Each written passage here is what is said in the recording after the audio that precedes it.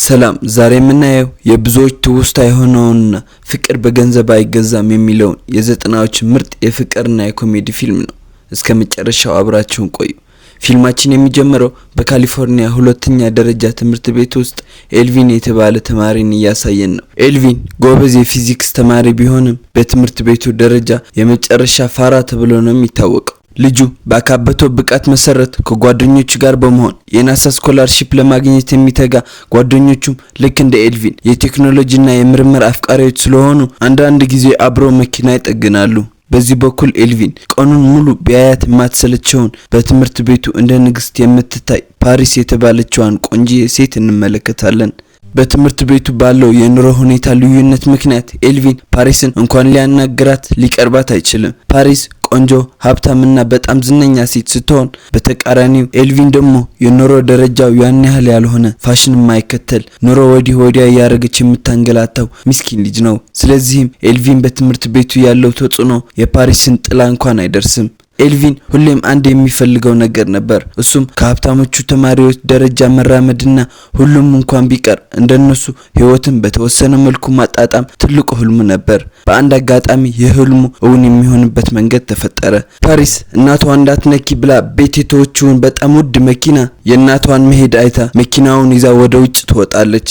ከጓደኞቿ ጋር እየተዝናናች እያለም በአንድ ድንገተኛ አጋጣሚ መኪናውን ከድንጋይ ጋር ታጋጨዋለች። ፓሪስ እናቷ ስለተፈጠረው ነገር ብትሰማ ትልቅ ችግር ውስጥ እንደምትገባ ስለምታውቅ ጭንቀት ውስጥ ገብታለች። ይባስ ብሎ ለጥገናው የሚያስፈልገው ብር $1500 መሆኑ ይነገራታል። በትልቅ ግራ መጋባት ውስጥ ገብታ የተረበሸች ኤልቪን ይህን ቆንጆ እድል ተጠቅሞ ወደ ፓሪስ ቀረብ በማለት መኪናዋን በራሱ ወጪ ራሱ እንደሚጠግንላት ይነግራታል። ፓሪስ በድንጋጤ በምላሹ ምን እንደፈለገ ስትጠይቀው ኤልቪንም ትምህርት ቤት ውስጥ ዝነኛ መሆን ስለሚፈልግ ለ2 ሳምንት ያክል ፍቅረኛው እንድትሆን ይጠይቃታል። ፓሪስም መጀመሪያ ላይ በሐሳቡ ባትስማማም በኋላ ግን ከዚህ ውጪ ምንም አማራጭ እንደሌላች ስለተረዳች መነካካት እንደማይቻል አስጠንቅቀው ስለ ስምምነቱ ማንም ሰው እንዳይሰማ ቃል ተግባብተው የ2 ሳምንት የውሸት የፍቅር ጉዞ ይጀምራሉ።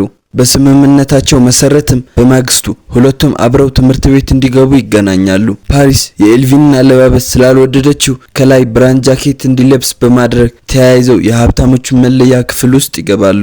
ገና እንደገቡ ሁሉም ተማሪ አይኑን እነርሱ ጋር ጥለዋል። በእያንዳንዱ አቅጣጫ ፓሪስ ከዚህ ጋር የሚል ሹክሹክታ ይሰማል። ጓደኞቿ በድንጋጤ ምን ማድረግሽ ነው ብለው ሲጠይቋት ፓሪስም እውነቱን ደብቃቸው በቃ ከኔ ጋር ነው በማለት ትመልስላቸዋለች። ኤልቪን ደግሞ በአዲስ ስታይል ወደ ጓደኞቹ ሲሄድ የለበሰው ልብስ ብራንድ መሆኑን ይጠይቁታል። አዎ ቢላቸው ማመን ስላልቻሉ በእጃቸው ነክተው ብራንድ መሆኑን ያረጋግጣሉ። በኋላም ኤልቪን ከፓሪስ ጋር አብረው ምሳ እየበሉ ተመልክተው በጣም ይደነቃሉ። በዛን ሰዓት የትምህርት ቤቱ ፋሽን ተከታይ አንቶኒ ኤልቪን ይህ ያንተ ቦታ አይደለም ከደረጃዎች ጋር ጥግ ተቀመጥ ብሎ እየተናገረው ያለ በመሃል ፓሪስ ምንም እንደማያገባው ተናግራ ታባረዋለች። ጓደኞቿም ሲመጡ ኤልቪንን በንቀትና በሚያስጠላ አስተያየት ሲመለከቱት ፓሪስ ጓደኞቿን በጣም እያበዙት እንደሆነ ተናግራ በሁሉም ተማሪ ፊት ኤልቪንን ምሽት አብረው እንዲወጡ ትነግረዋለች። ኤልቪን ከሴት ጋር መውጣት የመጀመሪያው ስለሆነ ምን ማድረግ እንዳለበት ግራ ግብት ባለውና እህቱ አንተ ከሴት ጋር ልትወጣ እያለች በምትቀልድበት ሰዓት አባቱ ለብቻው ትንሽ ምክር ቢጤ ይሰጠዋል። በተነጋገሩት መሰረት ኤልቪን ምሽት ወደ ፓሪስ ቤት አበባ ይዞ ይሄዳል። ፓሪስ አበባውን ተቀብላ እንደዚህ ማድረግ እንደሌለበትና ሴቶች አበባ ምናምን እያመጣ የሚከባከባቸው ወንድ እንደ ደካማ ስለሚያዩት ሴቶች እንዲፈልጉት እሱ ለነሱ ፍላጎት እንደሌለው ማሳየት እንዳለበት ትመክረዋለች። ወንዶች ኖት የያዛቸው እንደማውቄ ነው። በዛው ቀን ምሽት የትምህርት ቤቱ ቅርጫት ኳስ ጨዋታ ስለነበር ኤልቪን ከጓደኞቹ ጋር በመሆን በፓሪስ ምክንያት ከሀብታሞቹ መለያ ቦታ ላይ ተቀምጠው ጨዋታውን የተመለከቱ ሳለ የትምህርት ቤቱ ዘናጭ ተማሪ ወደነ ኤልቪን በመቅረብ ኤልቪን ፊት ላይ ምግብ ደፍቶ በሁሉም ተማሪ ፊት ደረጃውን እንዲያውቅ በጥብቅ ያስጠነቅቀዋል። ኤልቪንም በተፈጠረው ሁኔታ አንገቱን ደፍቶ ከቦታው እየሮጠ ይወጣል። ፓሪስ ኤልቪንን ተከትላው ከቦታው ትወጣና ኤልቪን በቃ ስምምነቱ ይፍረስ እኔ በቅቶኛል ይላታል። በዚህን ሰዓት ልጁ አሳዝኗት ስምምነቱ እንደማይቋረጥ ተናግራ በራሷ ጥረት ሙሉ ለሙሉ ልትቀይረው ትወስናለች። ከዛም እንዴት እንደሚራመድ እንዴት እንደሚለብስና እንዴት እንደሚያወራ አስተምራ አውቶማቲካሊ ትለውጠዋለች። ቤት ሲደርስ አባቱ እናቱና ትንሿ እህቱ በኤልቪን አዲስ አለባበስና ስታይል በጣም ተገርመዋል። እናት በፍርሃት ልጇ የሆነ ነገር ሆኖባት እንዳይሆን ሰግታ አባቱን እንዲያናግረው ትልከዋለች። አባት ግን አይደለም ልጁን ሊቆጣው የልጁ አዲስ ሁኔታ አስደስቶት ያስፈልገው ይሆናል ብሎ በማሰብ ምን ቢያስተምረው ጥሩ ነው? ይሄን ነገር እንዴት መክፈትና መጠቀም እንዳለበት ልጁን ቁጭ አድርጎ ያስረዳዋል። አባቱ ይመቸው። ምሽት ከፓሪስ ጋር ወደ ነበራቸው ፓርቲ ለመሄድ ቤቷ ሲደርስ አይኑ ላይ ሽቶ ረጭቶ በስህተት የእናቷን ጡት ይይዛል። በፈጣሪ ወዲያውኑ ፓሪስ ከቤት ወጣ።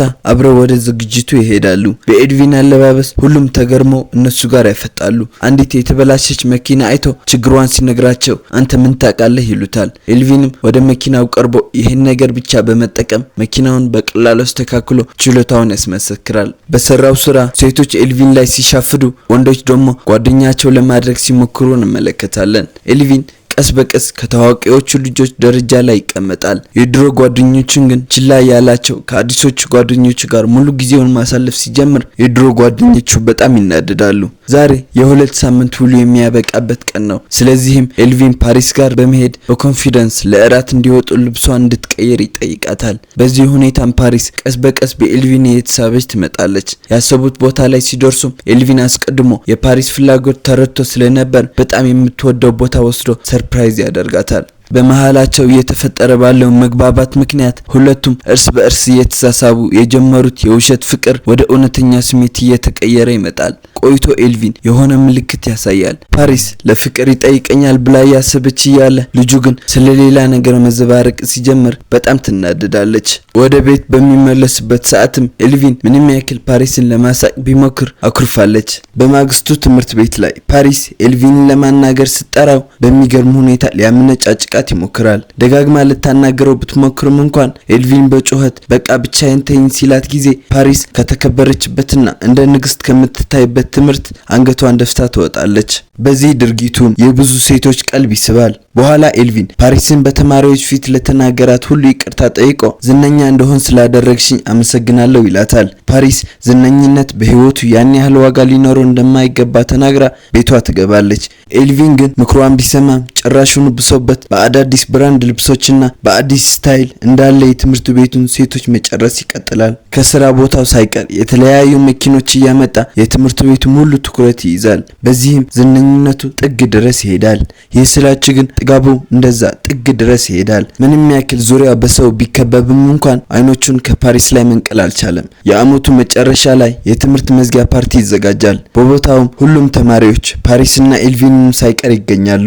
በዛን ሰዓት ፓሪስ ወደ ኤልቪን በመቅረብ ሰላም መፍጠር እንደምትፈልግ ስትነግረው ኤልቪንን በንቀት በገንዘብ እኮ ነው የገዛሁሽ ይላታል። ልጅቷም እሷ ራሷ እዚህ ደረጃ ላይ እንዲደርስ እንዳረገችው ሁሉ በቀላሉ ልትሰብረው እንደምትችል ትዝትበታለች። በኋላም ፓርቲው ተቀውጦ ኤልቪን የሁሉም ተማሪዎች ትኩረት ይዞ ባለበት ሰዓት ፓሪስ የድሮ ፍቅረኛዋ ዱሩ እንደተመለሰ አይታ ቀርባ ታናግረውና ወደ ድሮ ፍቅራቸው ሊመለሱ ይወስናሉ።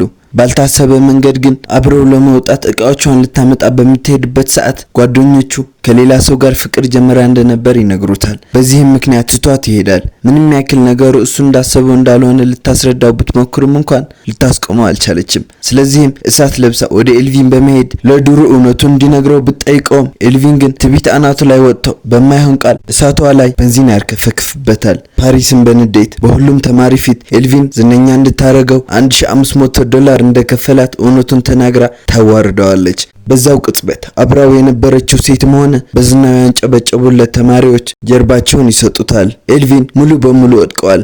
አዲሶቹም ሆነ የድሮ ጓደኞቹ ሁሉም ርቀውት ብቻውን ይቀራል። በዚህ ጊዜ ነው አባቱ መጥተው ሰው መሆን ያለብህ ራስህን እንጂ ሌላን ሰው መምሰል መሆን የለበትም የሚለውን ትልቅ ምክር የሰጠው። ኤልቪን ሁሉን ነገር ትቶ ትኩረቱ ስራውና ዓላማው ላይ ያደርጋል። አንድ ቀን በትምህርት ቤቱ ቅርጫት ኳስ ጨዋታ አንቶኒ የተባለው ባለጌ ተማሪ የኤልቪን የድሮ ጓደኞች ሁሉም ተማሪ ፊት ለማሸማቀቅ ሲሞክር ኤልቪን በእውነተኛ ማንነቱ ተመልሶ በድፍረት አንቶኒን ጓደኞቼን በድህነታቸው ማሸማቀቅ አልችልም፣ እኔ እንኳን እውነተኛ ማንነቴንና ጓደኞቼን ትቼ ከእንዳንተ አይነት ጋር ሰው መሆኔ ትልቅ ስህተት ነበር በማለት አዳራሹን ጸጥ ያደርገዋል። በዚህ ድንቅ ንግግሩ ጓደኞቹና ሙሉ አዳራሽ ቆመው ያንጨበጨቡለት ከቦታው ይወጣል።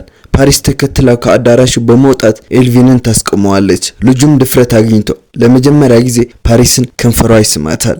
በመጨረሻም ሁለቱም ልጆች ምንም አይነት ክፍያ ወይም ውል ሳይኖርባቸው በራሳቸው ፍላጎት አብረው መሆን ሲጀምሩ እየተመለከትን ፊልማችን ያልቃል። እንግዲህ ላቭ ዶንት ኮስት ኤ ቲንግ የሚለውን ፊልም ይህን ይመስላል። ከዚህ ፊልም የምንማረው ትልቅ ነገር ቢኖር ዝነኛ ለመሆን ወይም ሰው እንዲወደን አስበን ማንነታችንን መቀየር እንደሌለብንና እውነተኛ ፍቅር ወይ ጓደኝነት በገንዘብ እንደማይገዛ ያስተምረናል። ቪዲዮውን ከወደዳችሁት ላይክ እና ሰብስክራይብ ማድረጋችሁን አትርሱ።